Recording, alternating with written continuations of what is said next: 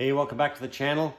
And in this video, we're going to get back to the paint shop and get some painting done on the CB1100R. So stay tuned.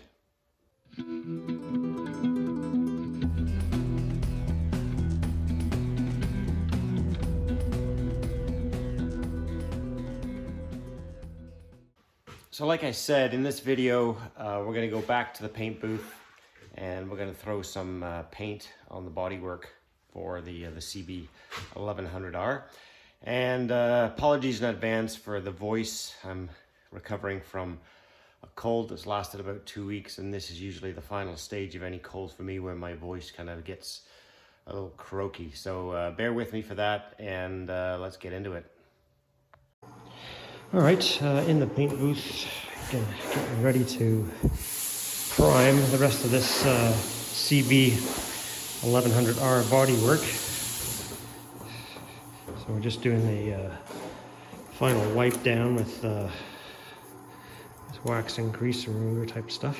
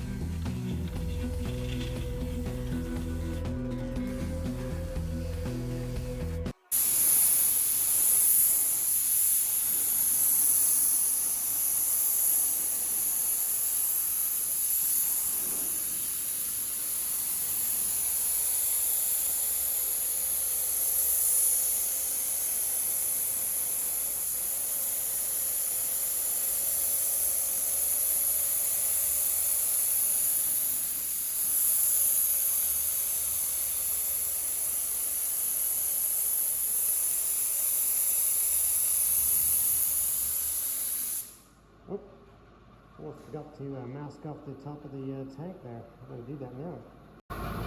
All right, let's try that again with the filler section masked off this time.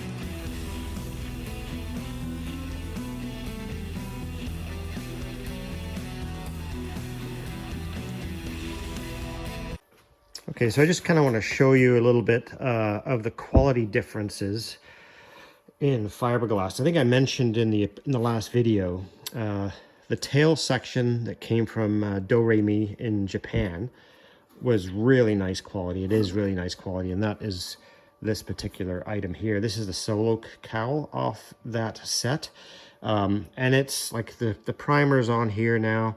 I haven't sanded it yet, but all I did was I scuffed this up with like 320 and then I primed it, and it's flawless. So it needs to be sanded before it's painted, but the finish on it was exceptionally good. The gel coat was perfect. Now this was another solo cowl. I'm not sure where it came from, but the finish nowhere near as good. There were spots on the gel coat where you could actually see right through to the fiberglass on the other side. It was much, much thinner. And then there's spots like this. See the pinhole right there? Pinholes all over the place. And so I took some quality surface filler with hardener and a razor blade, and I just applied very thin skim with a razor blade, and you can kind of see the spots there where I filled it in, and that the entire side and this side all full of little holes in the gel coat that would have shown up because they wouldn't sand out unless you just keep layering on the primer and sanding it. So basically I couldn't even see those before I primed it, but once the primer went on, they were pretty obvious. There may still be one or two there left to fill, I think. You can see them on there. See right there? But yeah, the whole thing is full of them.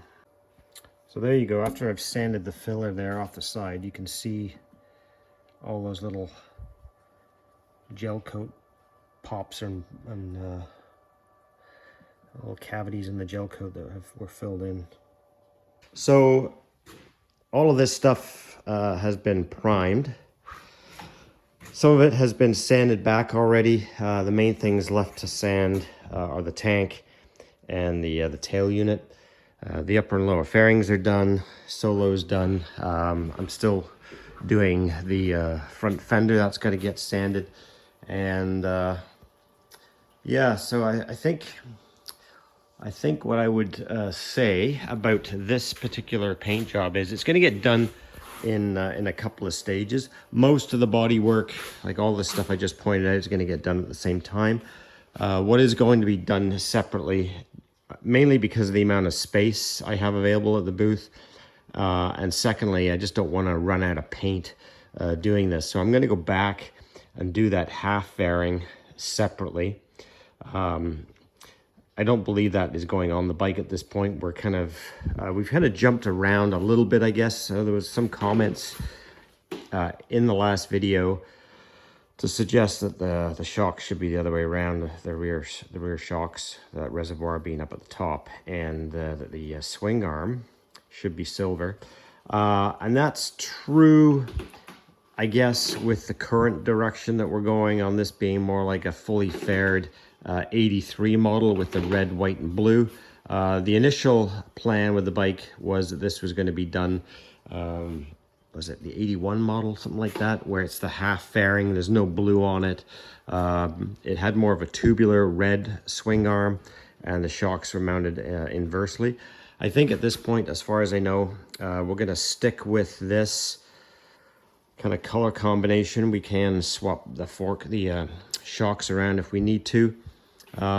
So yeah, the direction has changed a little bit based on body work that was available, stuff that my buddy found, the upper and lower fairing, and so that's kind of at the end of the day, it's not going to be 100% accurate unless you know, my buddy wants me to take the swing arm off and paint it silver. So you know, anything can be done if it needs to be.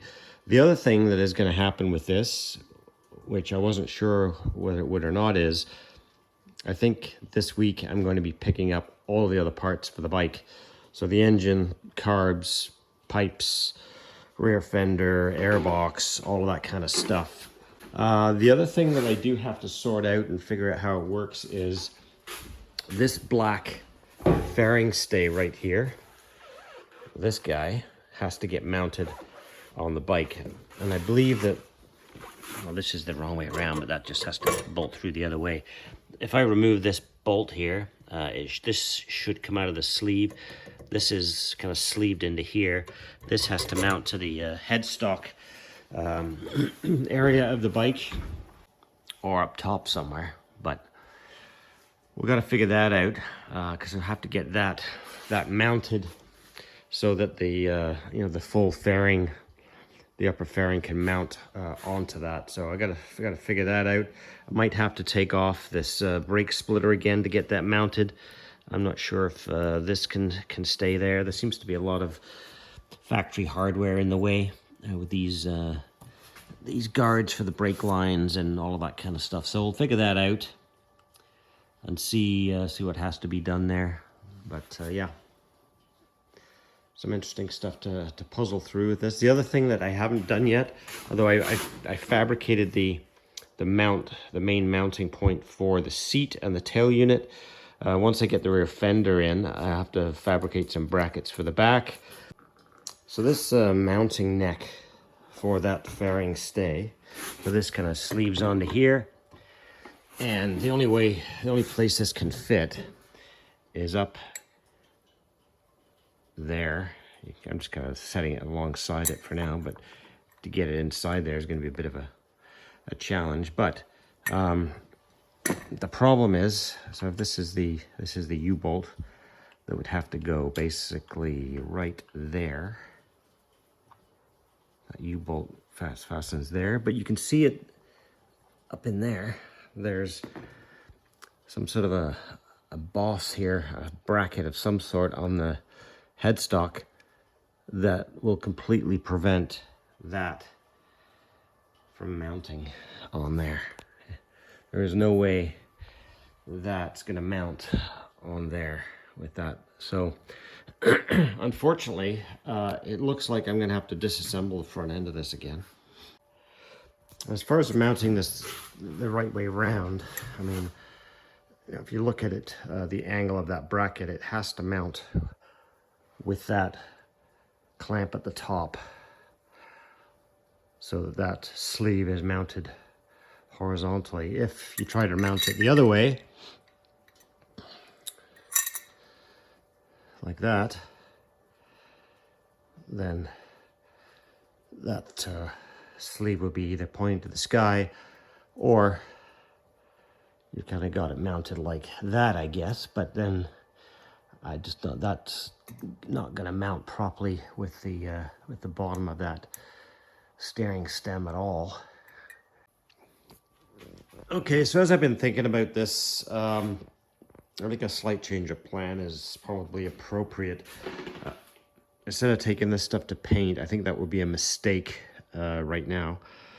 I think what I'm going to do is I'll get the engine back here and get the engine in. I need to get this mounted properly, so the part of the front end of this is going to have to come off. But I think it would be smart to get all of the body work mucked up on here, like get this fairing stay mounted up, get the upper fairing on, get the lower fairing mounted, because some way, somehow, I also have to fabricate a lower fairing mount. I'm going to use these. These were attached to the bottom of the frame, and I'm not sure what they were from, unless there was a chin spoiler on here of some sort in the past. But basically, I'm gonna have to fabricate another half to this, because this is all that exists. My buddy doesn't have whatever this was attached to before. So, and there is a hole at the bottom of the lower fairing, so that lower fairing has to mount somewhere, probably down in this region. So I think as opposed to playing around with freshly painted bodywork and risking scratches, it would be far wiser to get everything mounted and working properly, including the mounts back in here, and the mount that has to happen at the back end here by the rear fender for the tail, to get all of that set up so that once the bodywork is painted, it can just go back on, and there's not sort of put it on, take it off, 5-10 times to get it all lined up and all that kind of stuff. So another slight change of plans here. What I think I'm going to do is I'm going to see if I can attach this top part. So this, I don't know what you would call this piece. I'll just call it the yoke part of this. I'm going to see if I can attach it underneath here and have the U-bolt run. Instead of having the U-bolt run here, I'm going to see if I can run the U-bolt this way. Now what that will mean, though, in order to have this perfectly horizontal, it will mean that I have to likely bend this piece of the fairing stay, and it'll have to get bent up here because at some point somebody's reinforced this so that it can't flex. So I'm gonna have to put that in the vise, probably maybe heat it up a bit and bend it so that I can get it seated underneath here. Okay, so there is the engine for the CB1100R project. We got the boots on here. I have to check the parts boxes because I think we're missing some stuff, but we'll figure that out. This being heavy as it is, I unloaded it from the trailer with my tractor. But what I do want to do is I want to stick some stuff in here because I don't want any rodents getting in here for the time that it's here in the other building. So I'm going to bring this up to the main garage at some point very soon. But until then, I have a 4-into-1 Super Trap pipe back there. The carbs are here. There's an air box in here. There's the inner part of the rear fender is there. There's I think that's a separator there for the recycled crankcase ventilation. There's an engine cover, there's a chain. There's engine mount bolts here. Yeah, and a few other things, I guess. The clamp in there, as I was suggesting I may. I did have to bend this just so it would kind of run parallel to the headstock. The issue I have now is the receiving tube, which is right here. You can see that there. I've got this bracket for the splitter, the brake splitter, unbolted currently, but if you put it back where it's supposed to be, which is there, it sits right in front of that receiver. And if you move it down to there, maybe you would try and mount it lower, but then unfortunately you don't have enough free play on the brake lines. All right, so there's the first kind of loose fitment of that upper stay. I've got the outrigger kind of just sort of loosely attached here just so I can move stuff around a little bit. There's a couple of spacers that have to go in here, but for now, just to get this thing lined up, should be okay.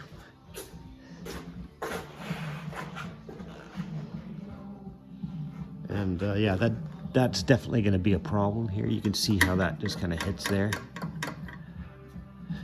I mean, it'd be a lot easier just to mount that right there.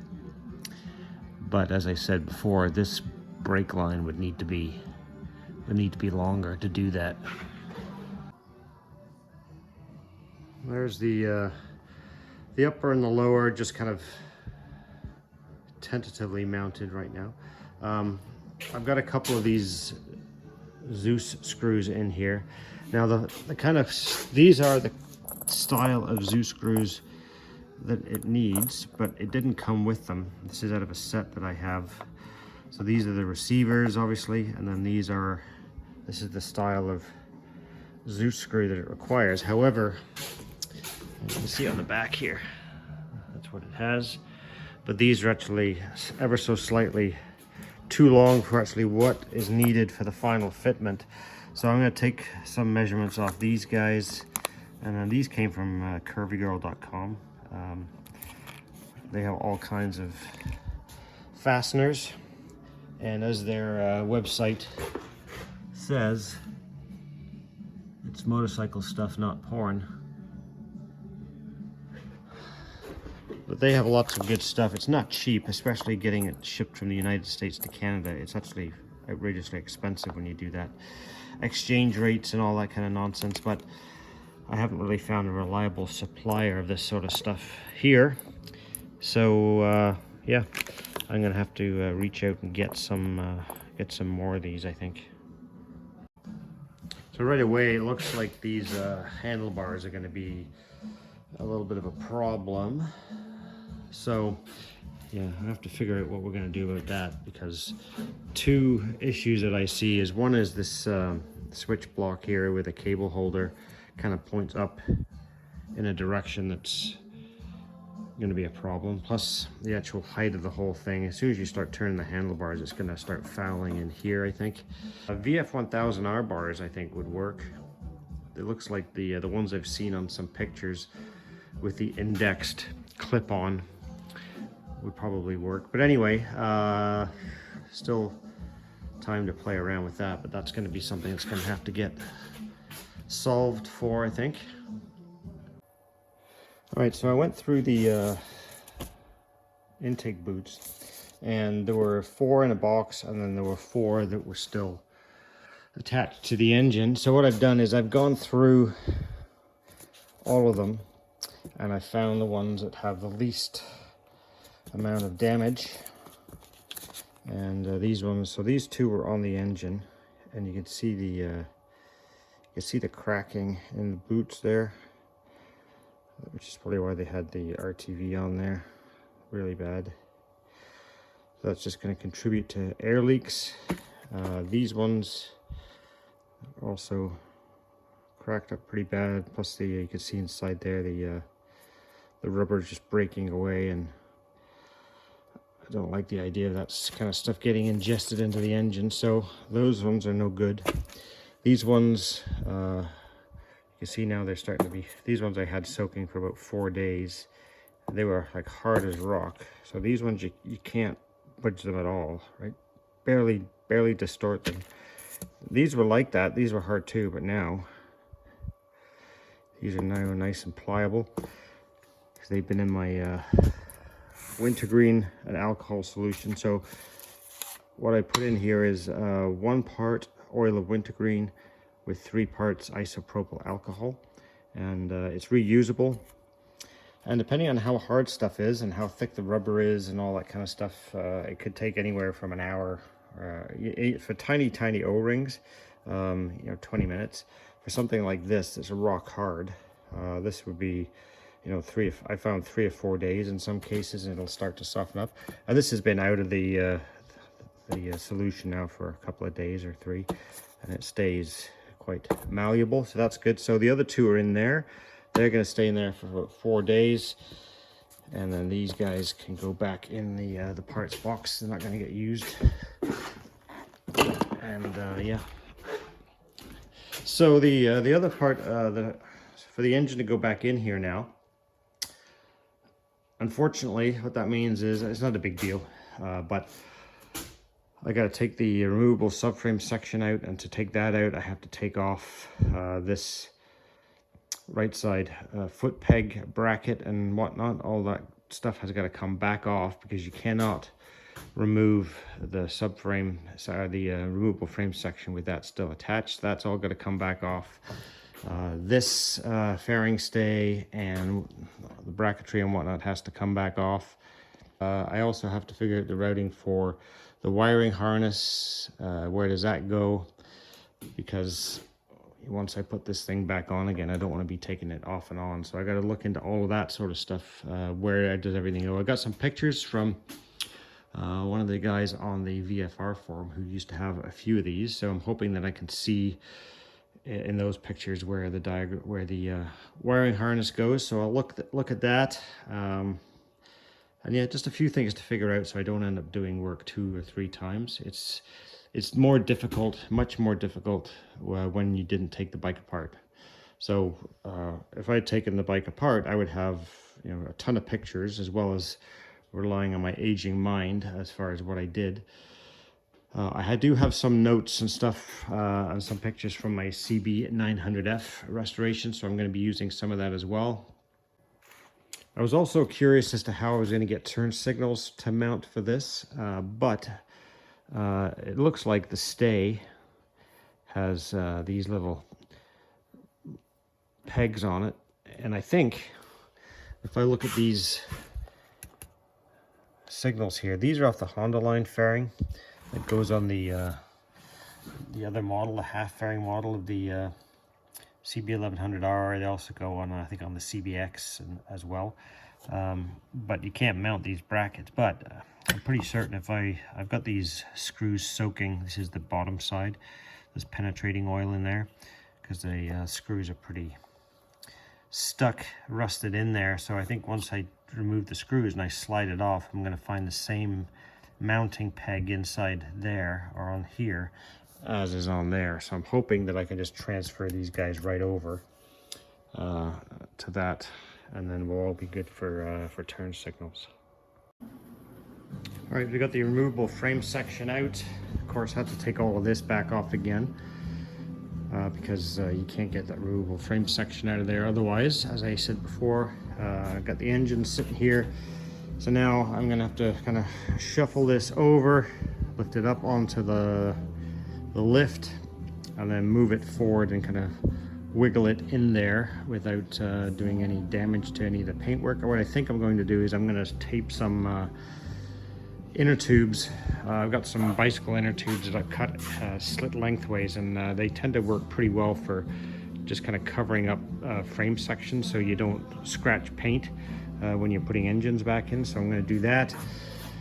And yeah, this is one of the reasons that I leave these extension pieces on this motorcycle lift. It's mainly for ATVs and snowmobiles to have those on, but the fact is it just makes it easier to use these kinds of floor jacks, these motorcycle jacks, to slide an engine in there if you've got these extension panels on. Okay, so the engine's kind of in position and waiting to be lifted now. A smart man would wait for help. A patient man would wait for help.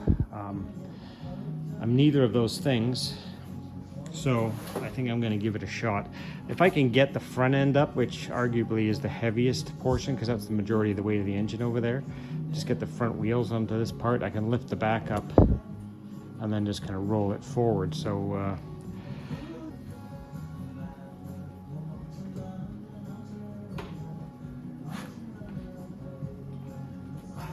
that's not happening. All right, so the engine is up on the lift. I got some help there to muscle that on. Now it's abundantly clear that this is not going to just sort of slide in there. So I think the engine kind of needs to be tilted this way, like it's kind of tilted too far forward. It needs to come up to try to get this cam cover, this top of this cam cover here, somewhat aligned up there, and then I may stand a better chance of getting it in. All right, got the engine slid into place. It is not yet bolted in. It's just kind of slid in there, and to be honest, it was not particularly difficult to do. Once we got the engine tilted back, just wedged a couple of pieces of wood underneath the bottom of the case here so it couldn't tilt back. And just going by some pictures that I got of the bike before it was disassembled, I pretty much knew that this is where the crossbar goes, the outrigger for the upper fairing stay. There's a couple of punched marks on the frame right here, and the center gallery here for the spark plugs pretty much lines up to that. So that's kind of how I knew how far to tilt it. Plus the fact, the shape of the frame, you can tell where that cylinder assembly and the valve cam cover and whatnot kind of has to slide in there. So all right, engine is back in the frame. Everything's tightened up. Airbox just about to go back in. I was a little worried that was going to be tough to get in there, but it's fine. It will go in, no problem. What to say about this? It was putting the engine in itself, like getting it into the frame, was really simple. Once I got the right angle and rotation on the engine, it just basically slid right in. Putting the bolts through, generally, it's not too bad. The main thing to remember if you ever have to do that is do not tighten the engine bolts until the very end. Like, get them all in and positioned, because that way, typically what you end up having to do is you got to kind of jiggy the engine up and down a little bit. Use this I use this lift just to kind of adjust it, and then you kind of move it here and there, and then everything kind of gets into place. Then I go around and tighten everything back up again. All right, so as usual, I'm wrestling with headers, exhaust systems. I hate putting exhaust systems on. It's a huge pain in the backside.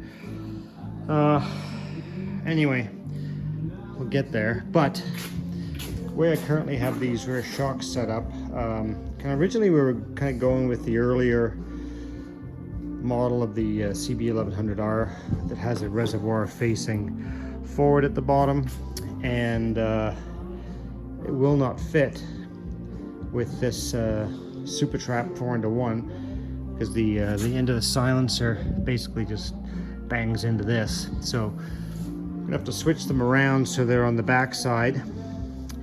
Some of them have them at the top.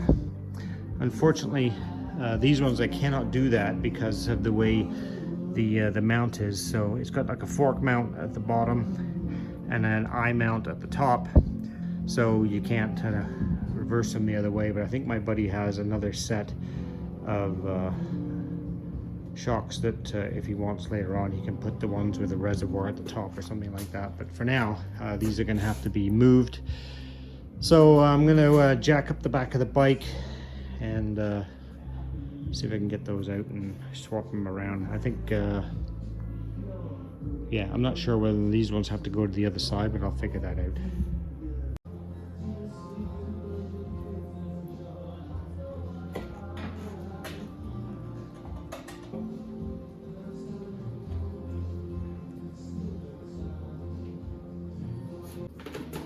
All right, I am extremely frustrated.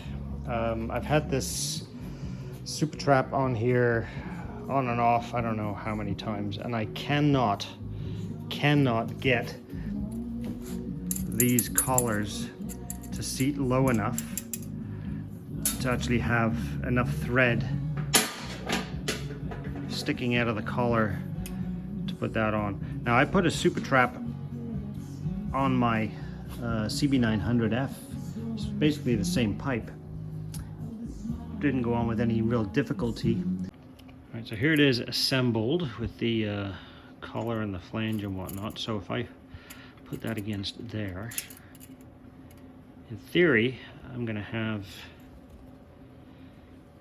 somewhere in the region of 7 or 8 millimeters. So what have I got there? 7 to 8 millimeters of thread sticking out of there, which gives me, yeah, that should be enough to get everything on. So here's what I'm going to do. I'm going to try this again, and okay, yeah, this is why I'm going to try a different method. These things are a giant pain in the ass. Whoever came up with that method should terrible. I can't stand these damn things. Anyway, so what I'm going to do is I'm going to put these on. I wish I had some little elastic bands. I don't, because what you can do is you can put an elastic band around here, and that will still, the collar will still fit over it, and then it just melts away when the pipe heats up. But what I think I'm going to do instead is I'm going to put a really thin piece of wire around here, but I can't do that until I get these pipes in here, because as you see, I've got everything taped up here. Everything's taped up because these things are such a tight fit. It's way too easy to scratch the living daylights out of the frame there. Oh, things that I just don't get along with. I think everybody has those things, right? Things that frustrate you. It never goes easily. Exhaust systems are one of the banes of my existence. I cannot stand putting them on. All right, so I just put a little bit of really thin wire. This is just, all it is kind of wire from the craft store. It's super thin. So from what I can gather, this should just slide right over there. I should just keep that in place while I get that attached. We'll see if that actually works. I'm going to need 2 hands to do this. And we're back 15 minutes later, still with zero progress. All right, so as you can see there, I'm getting it. This has been a huge pain in the arse. And I will absolutely say that if you're ever going to attempt this, for sure, you want to wire those half-color shim clips or whatever they're called. Wire them on or elastic band them on first, because buggering around with trying to do it with you know, just by hand, it's just never going to work.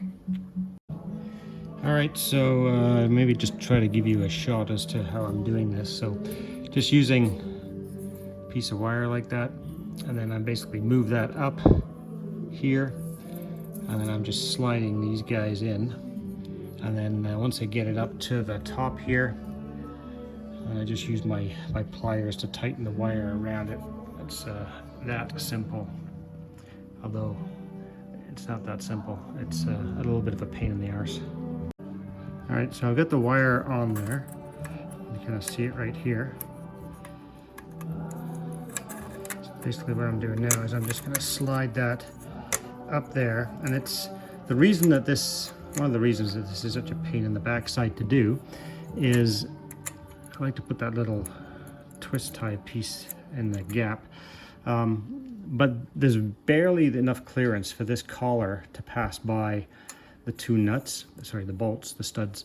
So if you try to stuff these things inside this thinned collar, then it just ends up being a huge pain to get these things on. So the other thing I've been generally wrestling with in this whole thing is now sometimes getting this collar to seat inside this fin is not easy either. Success! What a pain in the backside that was. Holy smokes. Anyway, it's all mounted up. I do have to take the rag back off. I put a rag around the swing arm because I didn't want this thing becoming a problem. Scratching the paint and whatnot. So I guess now I can mount that oil cooler back on there. Alright, so at the same time I'm putting all of this oil cooler and everything back on, what I didn't realize until everything went on is that the oil cooler lines have to kind of go above the oil filter.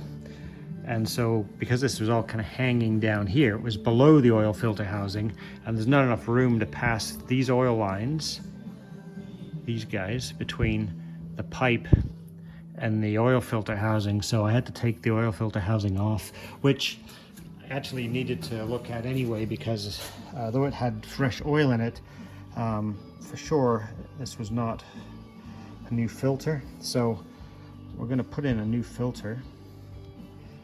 That's what's coming out of it, and it looks like that one is quite dirty.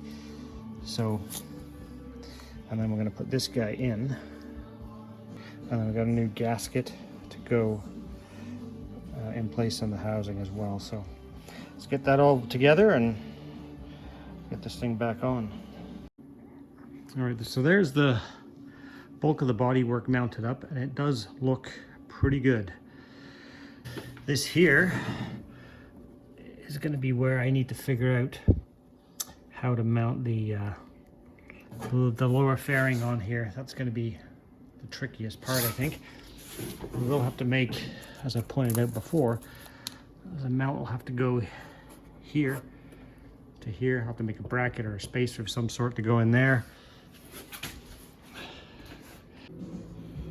So the other thing I have to do now that I have the bodywork on here, I think it would be a good time to redo the templates for the paint. So originally, for instance, I had done this.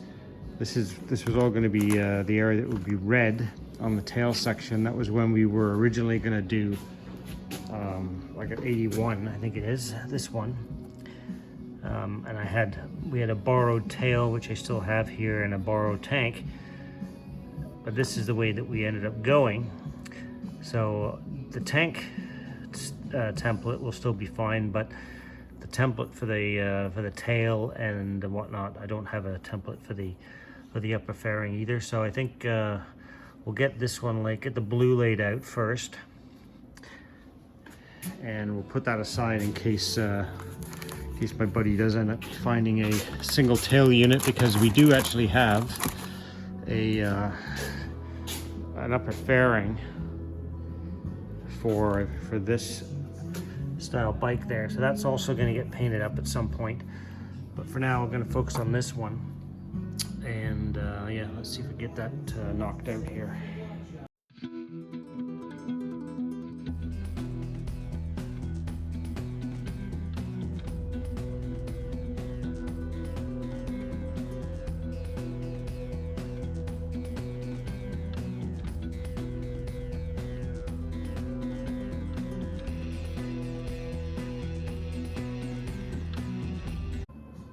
So yeah, I'm not completely happy with this bottom tape line. It's kind of too sloped. I'm going to pull that off, I think, and then bring it a bit deeper here, and then try to level it off this way. I've got magazine picture here, which gives me it's kind of a larger picture, easy to take some reference from that, I think. So let's give that another shot.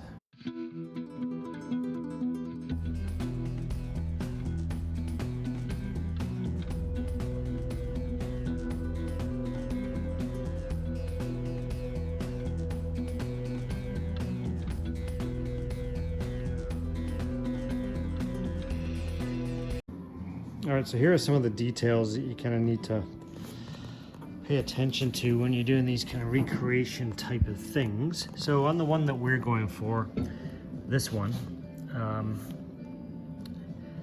and I'll be honest, there's so many different variations of this, but well, this is maybe an 83.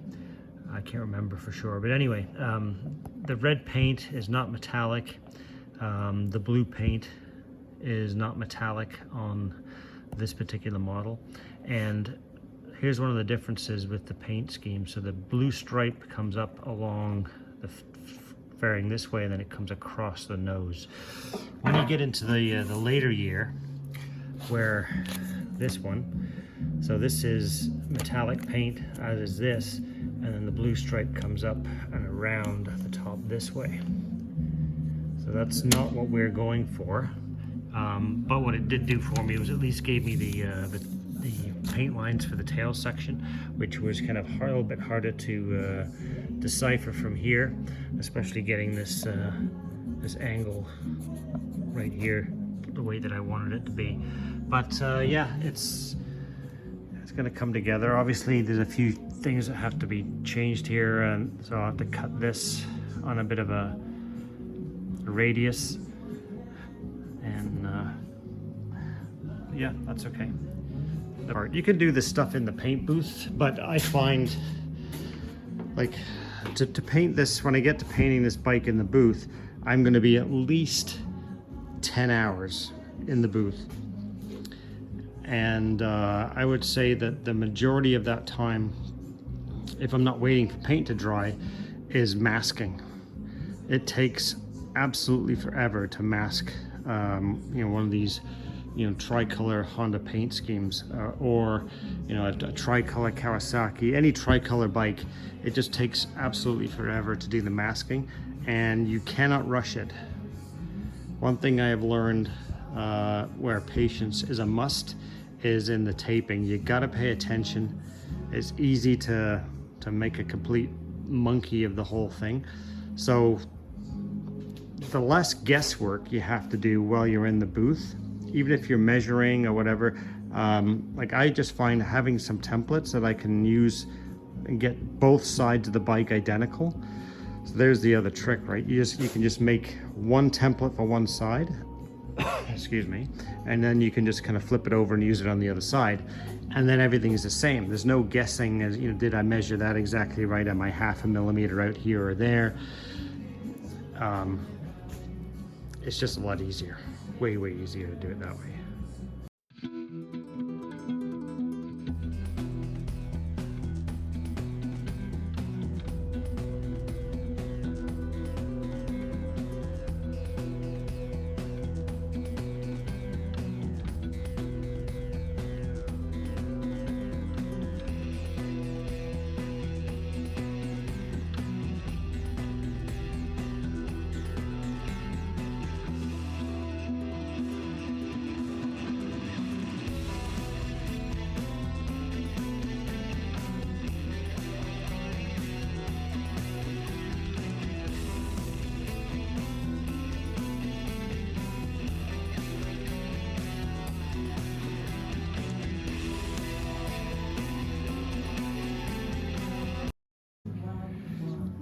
So I just threw the tank decal on just for looks, and again, I think I've shown you this once before, what I do here. So once I've got this thing stuck on, I just take some measurements from the center line of the cowl to the edge of where the blue paint will start. So this whole template is basically going to be blue right to this edge. So I just make some notes how many centimeters it is from the center line to the edge of the paint, and then I make notes to say this bottom edge is basically a hard line right to the bottom of the cowl, and then how far away approximately I think each of these distances is. So when I put this on the bike in the paint booth, I can get it consistent on both sides. I mean, it doesn't mean that the paint line is going to be exactly where this is, because once I'm in the booth, I'm going to use a different fine line tape than this. This is just kind of the basic, right? Because it's not perfectly radiused here, you know, and the distances are probably not 100%. But once I get in the booth, this will get trimmed up a little bit, and once the fine line tape goes on, then I can get a nice consistent distance and radius. It just takes a pile of the guesswork out. There is obviously a bit of freestyling involved, which is okay. You just don't want to be, at least I don't want to be in there guessing, did I get one side the same as the other, and it's just a lot easier to do it this way for me. You know, if you're Chip Foose, you know, you just go in with a good eye and a steady hand and get to work with the fine line tape. But you know, I'm just a monkey in the workshop, so I have to resort to this kind of buffoonery.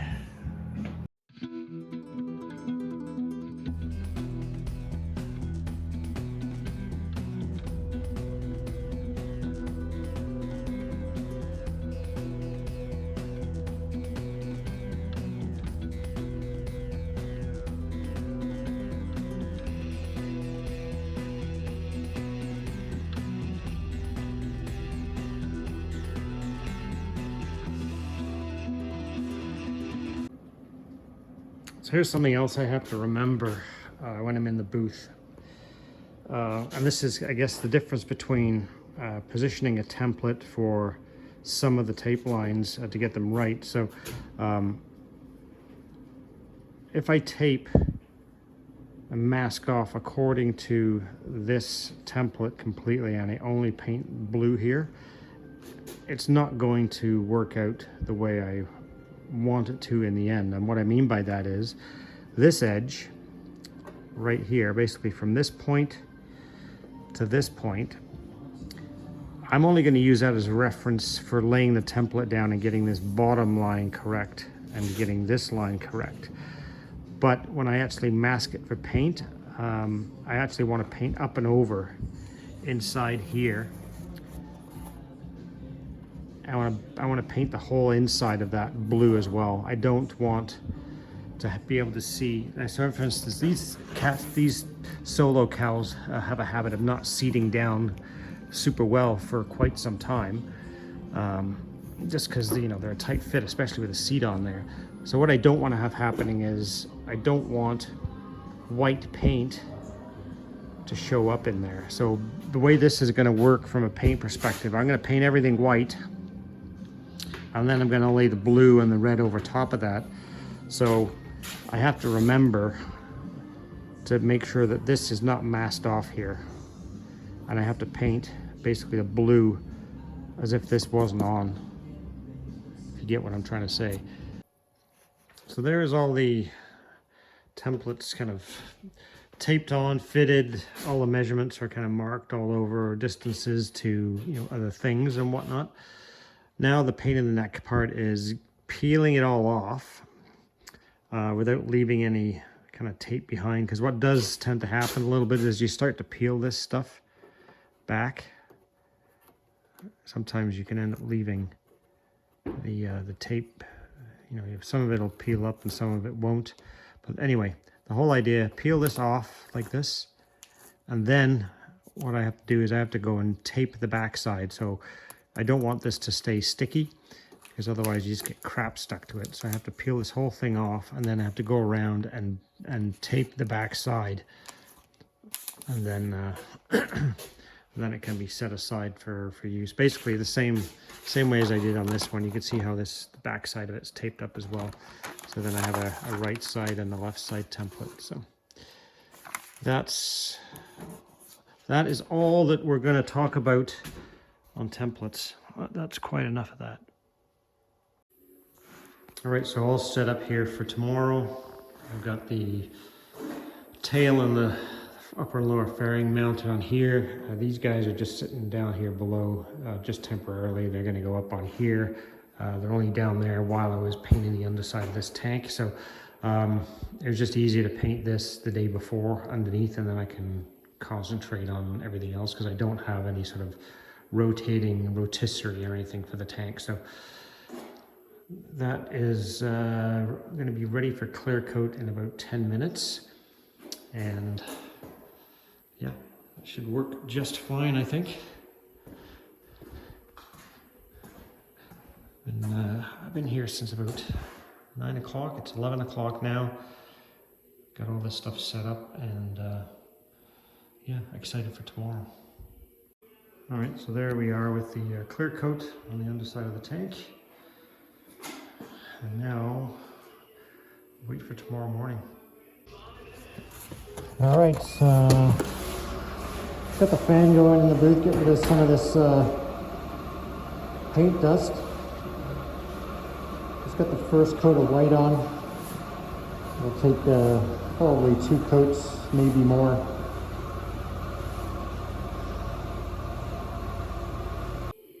All right, there we go with it's 2 coats, covered pretty well. And that was an entire quart of white paint. So that'll, I'm gonna let that sit now for, this is basically has splashed off, but I cannot start taping this for at least another hour because I don't want to have any problems with the finish. I don't want it to be peeling off on me, so we'll give that a good hour to really dry up before we start throwing tape at it. And I think I'm going to do it red next. All right, so this is where the templates start to come in handy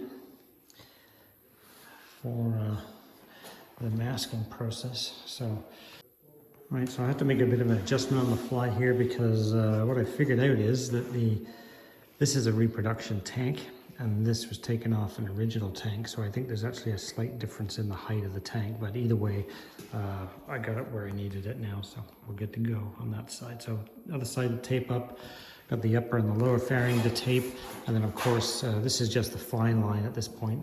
Still have to put a lot of masking paper on here before the paint can go down. All right, so it's 2 p.m. I started masking this stuff at noon. It's a little bit before noon, so it's probably taken me 2.25 hours to mask this. These things don't get red on them. That does, but these two don't, so these are going to get covered over. And then that will allow me to make sure I'm not dealing with overspray, so I'll get a big sheet of vapor barrier and we'll wrap those guys up, and then we'll get to the red. All right, we've got the red on. Just got these guys covered over because we don't put red dust on them. We'll take a closer look at that fender once everything is flashed off, just to make sure that it's covered well, because you do get a bit of a color difference on the first coat, because on all these panels, like the tank, you're painting red over white. So the color is very different on the first coat, where this was red over gray primer. So as long as that's covered, we should be finished with the red. And then we let all of that dry off real good. While that's drying, I'm going to start masking this stuff. And then once that's masked, I'll start to pull some of the masking off here. And then we'll get these two ready for the blue. These will just get covered over because obviously there's no blue on the tank or the fender. So it's about 3 o'clock. So I'm gonna guess I'll be ready to put the blue on at about 5 p.m. ish. And then Yeah, I'll probably be out of here by 7 p.m. So that's going to be about an 11-hour day. This that's just my guess. I mean, there could be some touch-ups and fixes to do, and in which case then you're into 12 hours. But you know, that's the way it goes when you're doing 3 colors. That's just the length of the day. All right, this is where things start to get a little more exciting, and you kind of go, yeah, this is really worth the effort. That looks good. So I masked this up so I didn't have to take off the bottom part of the masking tape, because it just takes so much time to mask this stuff up. This stuff is uncovered. I'm going to mask it first. This stuff I just covered over, but you can see through obviously see through the plastic there that everything looks beautiful. All right, it is 5:45. The blue paint is in the mixer, or the shaker I should say. Taking some time to go over all of my tape stuff here. This took me the better part of 3 hours to do the blue. I thought the blue would be the quick part, but apparently not. So that's basically pretty close to 6 hours of masking alone for this type of job. And yeah, my back is killing me, but I'm just tacking off here before I start spraying the blue. You got to tack off before you do any coats of paint. In between coats. So yeah, it's a long day. Blue on here. Now I am going to blow blue up in here. It doesn't matter if I get any in here, but it has to be kind of in there, because I need to make sure that if that solo cal sits up a little too high, that you can't see any white in the gap there. So yeah, so hopefully we've got it all measured out right. It's kind of hard if you can't mount the solo seat on the tail to get the measurement exact, but I've got it as close as I can. The measurement here is the same as here, so fingers crossed. And this isn't particularly well taped, but it doesn't matter. This is just to give it a bit of a neater appearance. The seat goes over top of all of this, so that doesn't really matter too much. The exciting part of this is once the blue goes on, then you get to take all the masking off and you see the red, white, and blue, and that's when it's really exciting to see that come together. And then when you start throwing the clear coat on it, oh, it's always the nerve-wracking part for me though, because you want it to be shiny, but you don't want any runs, right? So, all right, to show you what we got. So I've got a couple little problems to fix. Nothing disastrous, but I did get a little bit of blue paint there, and a little bit of the I think the white paint lifted off in that corner, so I'm gonna have to dust that in. And then the other problem I had is some tape lifted on me right there.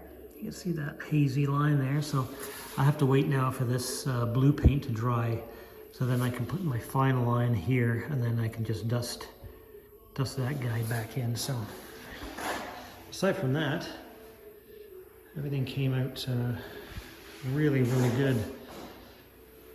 So we'll fix that stuff up. I will tack everything off again, and then we'll get to clear coat. All right, there we go, 2 coats of clear, and we are done.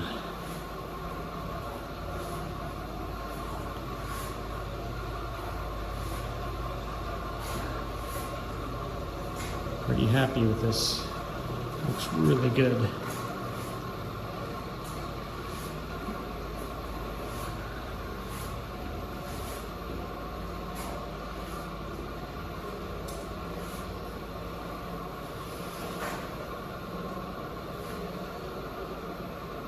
So that's going to wrap it up for this video. Thanks very much for watching. Hope you enjoyed it. I'm certainly happy with the way all that stuff turned out yesterday at the shop. And in the next video, we're going to get the CB1100 up and running. and then hopefully sufficient time has passed where I can start getting this stuff mounted, getting decals on, and get the tank back for clear coat and get this one wrapped up in the next little while. So stay tuned for that. Thanks for coming back every time. Do appreciate it, and we'll see you in the next video.